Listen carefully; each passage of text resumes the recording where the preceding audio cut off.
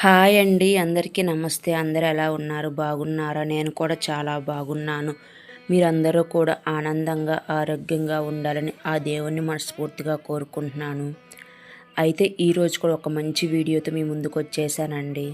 అయితే వీడియో అనేది ఎక్కడా కూడా స్కిప్ చేయకుండా చూడటానికి ప్రయత్నించండి. అప్పుడే మీకు వివరంగా అర్థమవుతుంది. ఈరోజు మీ అందరికి కూడా ఉపయోగపడే ఒక అద్భుతమైన వీడియోతో వచ్చానండి. అయితే అదేమిటంటే మనకు కొన్ని రోజుల్లో మనకు అమ్మవారికి ఎంతో ఇష్టమైన రోజు శుక్రవారం లక్ష్మీ జయంతి రాబోతుందండి. అయితే అదే రోజు కూడా హోలీ పండగ అవుతుంది. అలాగే అదే రోజున లక్ష్మీ జయంతి కూడా రాబోతుంది. అయితే ఈ సంవత్సరం హోలీ పండగ, శుక్రవారం, లక్ష్మీ జయంతి, పౌర్ణమి అన్నీ కూడా ఒకే రోజు వచ్చాయండి. అలాగే ఈరోజు చాలా చాలా విశేషమైన పర్వదినం అండి. లక్ష్మీ జయంతి రోజునే సిరులు కురిపించే శ్రీ మహాలక్ష్మీదేవి అమ్మవారు ఈ రోజునే ఆవిర్భవించిందంటారు.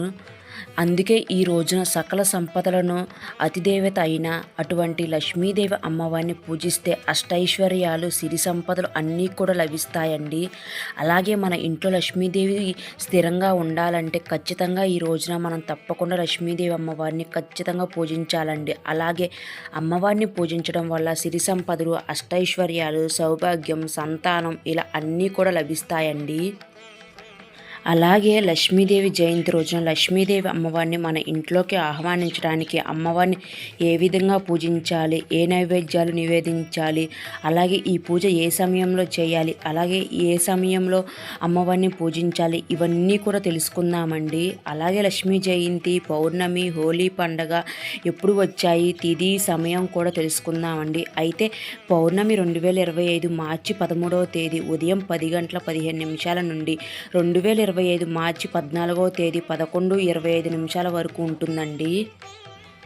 అయితే మనం సూర్యోదయాన్ని తిథి ప్రకారం మనం పండగలు అనేవి జరుపుకుంటాం కాబట్టి ఈ లక్ష్మీ జయంతి 2025 మార్చి 14 శుక్రవారం రోజున వచ్చిందండి. అలాగే ఈ రోజునే హోలీ పౌర్ణమి కూడా జరుపుకుంటాము. అలాగే లక్ష్మీ జయంతి రోజున మనం తెల్లవారుజామున నిద్రలేచి తలస్నానం చేసి ఇల్లు గుమ్మాలు కూడా అన్నిటి కూడా శుభ్రం చేసుకొని పెట్టుకోవాలి. అలాగే ఈ పండగ శుక్రవారం వచ్చింది కాబట్టి శుక్రవారం రోజున క్లీన్ చేయకుండా గురువారం రోజునే అన్నీ కూడా శుభ్రం చేసుకొని పెట్టుకోండి. గురువారం రోజు నైట్ ఇల్లంతా శుభ్రం చేసుకొని పెట్టుకుంటే నెక్స్ట్ డే మార్నింగ్ ఎలాంటి హడావుడి లేకుండా మనం పూజ అనేది చేసుకోవచ్చు అన్నమాట. అలాగే శుక్రవారం రోజు గడపకు పసుపు రాసి కుంకుమ బొట్లతో నిండుగా అలంకరించుకోండి. అలాగే మామిడాకులు ఉంటే కనుక వాకిళ్ళకి కట్టుకోండి. మన ఇల్లు శుభ్రంగా ఉంటేనే లక్ష్మీదేవి మన ఇంట్లో స్థిరంగా ఉంటుంది. ఏ ఇంట్లో అయితే శుభ్రంగా ఉంటుందో ఆ ఇంట్లో లక్ష్మీదేవి స్థిర నివాసం చేసి ఖచ్చితంగా ఉంటుందండి. అలాగే ఎక్కడైతే ఇల్లు అపరిశుభ్రంగా ఉంటుందో అక్కడ ఆ లక్ష్మీదేవి అమ్మవారు ఉండదన్నమాట. అలాగే అమ్మవారు మన ఇంట్లోకి అడుగు పెట్టాలంటే తప్పకుండా మన పనులు చేయాలి. తప్పకుండా మన ఇంట్లో పనులన్నీ నీట్గా చేసుకొని ఉండాలి. అలాగే ముందుగా మనం పూజ మొదలుపెట్టే ముందు మన ఇంటి ప్రధాన ద్వారానికి బంధానికి పసుపు రాసి కుంకుమ బొట్లు పెట్టి మామిడి తోరణాలతో కట్టుకొని వాకిట్లో ముగ్గులు వేసుకొని 2 వైపులా దీపారాధన చేసి ఆ తర్వాత లక్ష్మీదేవి అమ్మవారిని మన ఇంట్లోకి ఆహ్వానించాలి. ఆ తర్వాత లక్ష్మీదేవి అమ్మవారికి పూజ అనేది చేసుకుంటే చాలా మంచిదండి.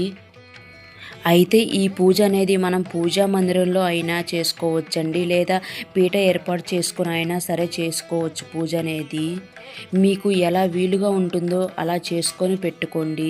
నేను ఇక్కడైతే పూజా మందిరం దగ్గర చిన్న పీట అయితే ఏర్పాటు చేసుకున్నానండి.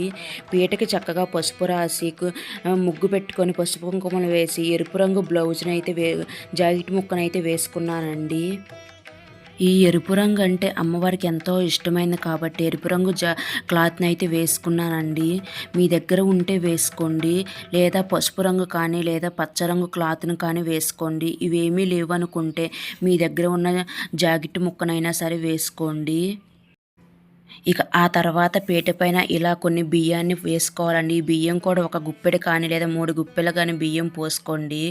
ఆ తర్వాత కొంచెం పసుపు, కుంకుమ వేసుకొని అమ్మవారి ఫోటోని పెట్టుకోండి. అమ్మవారి ఫోటోకి గంధం, కుంకుమలతో చక్కగా అందంగా అలంకరించుకోండి. ఆ తర్వాత పూజా పీట మీద అమ్మవారి ఫోటోని పెట్టుకొని నమస్కారం చేసుకోండి. ఇంకా ఆ తర్వాత అయితే అమ్మవారి ఫోటోని పీట మీద పెట్టుకున్న తర్వాత అమ్మవారి పూజలో ఆహ్వానించండి. ఇక అమ్మవారికి ఎంతో ఇష్టమైన చిట్టి గాజుల మాలను కానీ లేదా తామర గింజల మాల కానీ అలాగే మీ దగ్గర ఉన్న ఆభరణాలతో అందంగా అలంకరించుకోండి.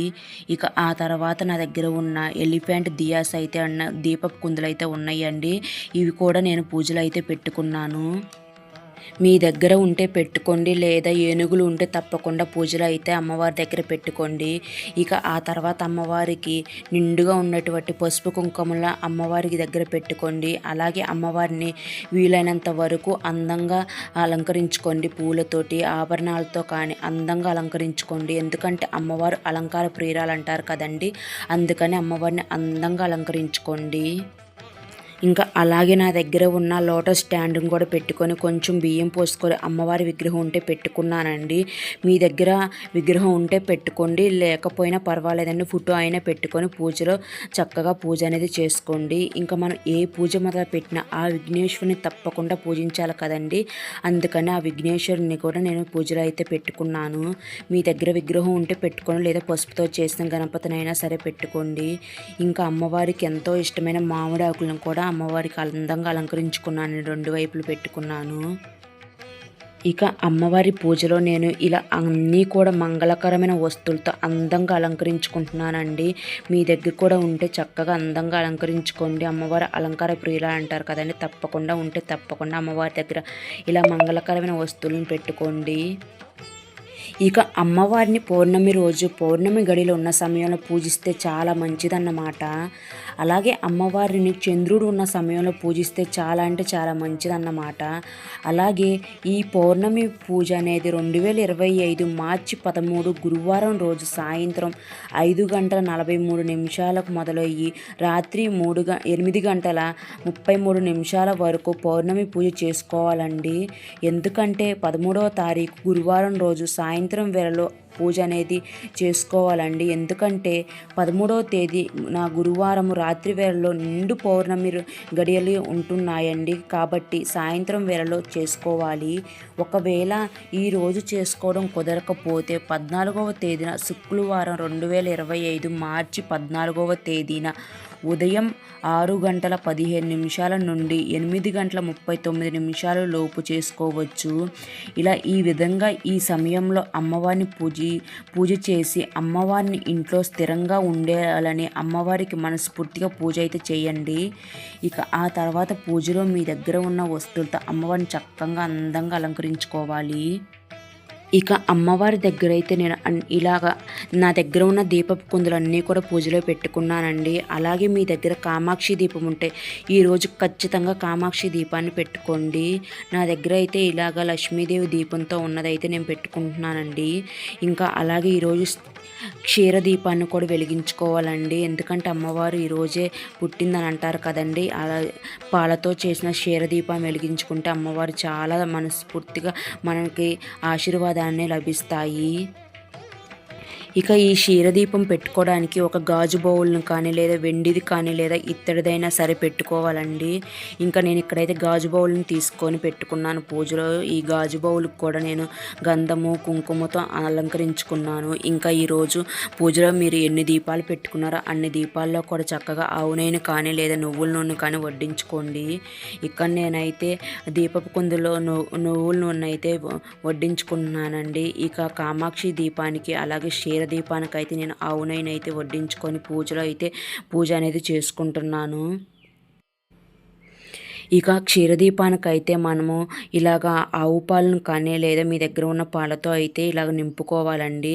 ఈ 3/4 వచ్చేంత వరకు పాలను అయితే నింపుకోండి. ఇవి పచ్చిపాలేనండి, పచ్చిపాలు అయి ఉండాలి. ఇంకా మీరు పూజలో వాడే నువ్వుల నూనె కానీ లేదా ఆవు నెయ్యిని కానీ మీరు ఇలాగ నేను ఆవు పాలు మీద పోసుకోవాలండి. ఇక్కడ నేనైతే ఆవు నెయ్యినైతే ఉపయోగించుకున్నాను. ఆ తర్వాత ఇక్కడ నేను ఒక తమలపాకుని ఇలా రౌండ్గా కట్ చేసుకొని దానికి హోల్ పెట్టుకొని కుంభవొత్తునైతే పెట్టుకున్నానండి. మీరు కూడా ఇలా పెట్టుకోవడానికి ప్రయత్నించండి. ఇంకా అన్నీ కూడా పూజలో ఇలా అన్నీ సిద్ధం చేసుకొని పెట్టుకున్నానండి. ఆ తర్వాత అమ్మవారికి చక్కగా నా దగ్గర ఉన్న పూలతో అయితే అందంగా అలంకరించుకుంటున్నాను. మీ దగ్గర ఉన్న పూలతో అందంగా అమ్మవారిని అలంకరించుకోండి. అమ్మవారిని నిండుగా అలంకరిస్తే అమ్మవారు అంతే మన సంతోషపడతారన్నమాట. ఇంకా నా దగ్గర ఉన్న పూలతోటి అందంగా అలంకరించుకుంటున్నాను. పాల్గొన మాసంలో వచ్చే పౌర్ణమి తిథి చాలా శక్తివంతమైనదండి. ఇలాంటి శుభకరమైన రోజు మళ్ళీ మళ్ళీ రాదని వేద పండితులు చెప్తున్నారు. పౌర్ణమి రోజు ఎన్నో శుభగడియలు ఏర్పడుతున్నాయి. శుక్రవారంతో కలిసి వచ్చే పౌర్ణమి చాలా పవిత్రమైనదండి. ఈ పౌర్ణమి రోజునే లక్ష్మీదేవి కూడా జన్మించిందన్నమాట. పౌర్ణమి రోజు ఉదయం చేసే పూజల కన్నా కూడా సాయంత్రం చేసే పూజలకి పుణ్య ఫలితం లభిస్తుంది. కాబట్టి సాయంత్రం సమయంలో పూజ చేసుకోవడానికి ప్రయత్నించండి. అలాగే లక్ష్మీదేవికి అత్యంత ప్రీతికరమైన వాటిలో రాళ్ళ ఉప్పు ఒకటండి. శుక్రవారంతో కలిసి వచ్చిన పౌర్ణమి నాడు మీ ఇంటికి రాళ్ళ ఉప్పు ప్యాకెట్ని ఒకటి తెచ్చుకోండి. ఇలా తెచ్చుకోవడం వల్ల అమ్మవారిని ఇంటికి తెచ్చుకున్నట్టు అన్నమాట. ఇంకా ఇక్కడ నేను అన్ని దీపపు కుందుల్లో కూడా చక్కగా 2 కలిపిన ఒక ఒత్తిగా వేసుకుంటున్నాను. ఇలా పూజకి అన్నీ కూడా సిద్ధం చేసుకొని పెట్టుకుంటున్నానండి.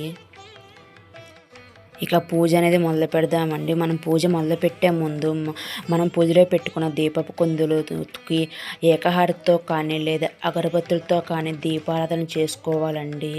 కాకపోతే కామాక్షి దీపం మరియు క్షీరదీపం ఉంది కదండి, ఈ 2 దీపాలు కాకుండా మిగతా దీపపు కుందులను వాటిని మాత్రమే మనం దీపారాధన చేసుకోవాల్సి ఉంటుంది. మీరు ఎన్నైతే పూజలో దీపపు కుందులు పెట్టుకున్నారో అన్నిటికి కూడా చక్కగా మనము దీపారాధన అనేది చేసుకోవాలి. ఆ తర్వాత అయితే మనం దీపారాధన చేసిన తర్వాత మనం వినాయకుడి పూజ అయితే చేసుకోవాలండి. ఆ విఘ్నేశ్వరుడి దగ్గర పసుపు, కుంకుమ, గంధము, అక్షింతలు, పుష్పాలు అన్నీ కూడా సమర్పించి అగరబత్తుల ధూపం ఇచ్చి స్వామివారికి నైవేద్యంగా బెల్లాన్ని పెట్టుకోవాలండి. ఇంకా బెల్లం పెట్టుకున్న తర్వాత స్వామివారికి హారతి, ధూపం అన్నీ కూడా స్వామివారికి ఇచ్చుకొని, స్వామి తండ్రి నేను చేసే పూజలో ఎలాంటి ఆటంకులు విజ్ఞానాలు లేకుండా చూడు తండ్రి అని నమస్కారం చేసుకోండి. ఇంకా మీకు కనుక ఆ విఘ్నేశ్వరుడికి సంబంధించినవి కనుక మీకు శ్లోకాలు కనుక ఏమైనా అష్టోత్తరాలు కనుక వచ్చినట్టయితే స్వామివారికి అష్టోత్తరాలు కూడా చదువుకోండి. ఇంకా విఘ్నేశ్వరుడు పూజ అయిపోయిన తర్వాత మనం అమ్మవారి పూజ చేసుకోవాల్సి ఉంటుంది కదండి. ఇంకా అమ్మవారి పూజ చేసుకునే ముందు కామాక్షి దీపం అలాగే క్షీరదీపాన్ని కూడా ఏకహారతితో వెలిగించుకోవాలండి. ఇక ఆ తర్వాత అమ్మవారి దగ్గర అలాగే మీరు పెట్టుకున్న దీపపు కుందుల్లో అమ్మవారి పీట మీద మీ దగ్గర ఉన్న జవాది పౌడర్ ఉంటే కనుక వేసుకోండి. మీ దగ్గర కనుక లేకపోతే పచ్చకర్పూరం కానీ లేదా అత్తరు కానీ వేసుకోండి. ఈ జవాది పౌడర్ అంటే అమ్మవారికి చాలా ఇష్టం కాబట్టి ఇలా వేసుకోండి. అమ్మవారికి సువాసనకి అమ్మవారు మన ఇంట్లోకి ప్రవేశిస్తుందన్నమాట. ఇక అమ్మవారి పూజ మొదలుపెట్టే ముందు అమ్మవారి దగ్గర కొంచెం పసుపు, కుంకుమ, పుష్పాలు, అక్షింతలు వేసి అమ్మవారిని పూజలో ఆహ్వానించండి. ఇంకా అమ్మవారికి ముందుగా అగరబత్తుల ధూపాన్ని సమర్పించి ఆ తర్వాత లక్ష్మీ అష్టోత్తరాలు ఉంటాయి కదండి, లక్ష్మీ అష్టోత్తరాలు అలాగే అష్టలక్ష్మి అష్టోత్తరాలు, కనకదార స్తోత్రాలు అన్నీ కూడా నేను చదువుకుంటున్నానండి. ఇక్కడ నేను చదువుకునే ముందు మంగళకరమైన వస్తువులతోటి కూడా చదువుకుంటున్నానండి.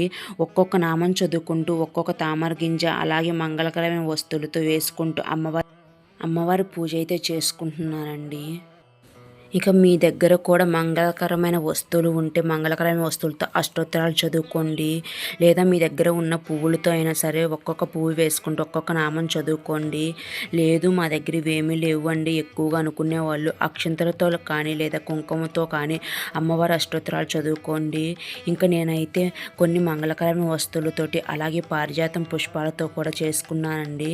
అలాగే ఇంకా నా దగ్గర ఉన్న పువ్వులతో అన్నిటితో కూడా అమ్మవారి దగ్గర వేసుకుంటూ నామాలు చదువుకుంటూ కనకదార స్తోత్రాలు చదువుకుంటూ చక్కగా ఇలా పూజ అయితే చేసుకున్నానండి ఈరోజు. ఈరోజు అమ్మవారికి పూజ చేసుకుంటూ అమ్మవారికి ఇలా నమస్కారం చేసుకోండి. అమ్మ, నువ్వు ఆవిర్భవించిన రోజు నీకు నేను ఇలా పూజ చేసుకుంటున్నానమ్మా. నా పూజ అంతటిని స్వీకరించి నీ చల్లని చూపు మాపై ఉంచి మమ్మల్ని కరుణించు తల్లి అని దండం పెట్టుకోండి. అలాగే ఈరోజు అమ్మవారికి తెలుపు రంగు పువ్వులు ఉంటే పూజలో పెట్టుకోండి. మీ దగ్గర ఎక్కువగా ఉన్నట్టయితే అమ్మవారికి అష్టోత్తరాలు చదువుకోండి. ఎందుకంటే చంద్రుడికి తెలుపు రంగు అంటే చాలా ఇష్టం కాబట్టి. ఇక మీ దగ్గర తామర గింజలు కానీ పువ్వులు కానీ మీ దగ్గర ఉన్న ఏ వస్తువు ఉంటే ఆ వస్తువులతోటి అమ్మవారిని పూజించండి. అలాగే మీరు కనుక సాయంత్రం వేళలో పూజ చేసుకుంటే కనుక చంద్రుడికి పాలతో చేసిన నైవేద్యాన్ని పెట్టండి. లేదనుకునే వాళ్ళు పాలైనా సరే చంద్రుడికి నైవేద్యం పెట్టడానికి ప్రయత్నించండి. అలాగే మీరు శుక్రవారం రోజు పూజ చేసుకునే వాళ్ళు కనుక ఉన్నట్టయితే ఉదయం సమయంలోనే పూజ చేసుకోవడానికి ప్రయత్నించండి. ఇక ఈరోజు అమ్మవారికి నైవేద్యంగా పాలతో చేసిన నైవేద్యాలు కానీ లేదా పాలు కానీ నైవేద్యంగా అమ్మవారికి సమర్పించారండి. అలాగే మీ దగ్గర కనుక పళ్ళు కనుక ఉన్నట్లయితే పండ్లను కూడా నైవేద్యంగా అమ్మవారికి పెట్టండి. అలాగే ఈరోజు పూజ చేసిన వారు బ్రహ్మచర్యం ఖచ్చితంగా పాటించాలండి. అలాగే నేలపైన పడుకోవాలండి. అలాగే కనుక ఈరోజు కనుక మీరు గురువారం రోజు కానీ శుక్రవారం రోజు కానీ సపరేట్గా పీట పెట్టుకొని పూజ చేసినట్లయితే మీరు కదిలించకండి. ఏ రోజైతే పూజ చేశారో ఆ రోజు మొత్తం కదిలించకండి. గురువారం రోజు చేసిన శుక్రవారం చేసిన పీట అనేది కదిలించకుండా శనివారం రోజు పీటను అయితే కదిలించుకోండి. ఎందుకంటే మీరు గురువారం చేసినా సరే ఆ రోజు కదిలించం కాబట్టి నెక్స్ట్ డే రోజు శుక్రవారం వస్తుంది కాబట్టి ఆ రోజు కూడా కదిలించకూడదు కదండి. అందుకని నేను చెప్తున్నాను. ఇంకా మీరు శనివారం రోజు అయితే పీటను అయితే కదిలించండి. ఇంకా అమ్మవారికి అయితే చక్కగా ధూపం, దీపం, నైవేద్యం, హారతి అన్నీ కూడా సమర్పించి నమస్కారం అయితే చేసుకుంటున్నాను. ఈరోజు ఇలాగైతే పూజ చేసి మీ అందరితో షేర్ చేసుకున్నానండి. నా పూజా విధానం కనుక మీకు నచ్చినట్లయితే ఒక లైక్ చేయండి. అలాగే మన ఛానల్ని సబ్స్క్రైబ్ చేసుకోకపోతే సబ్స్క్రైబ్ చేసుకోండి. మరొక వీడియోతో మళ్ళీ కలుద్దామండి. థ్యాంక్ యూ ఫర్ వాచింగ్ అండి. బాయ్.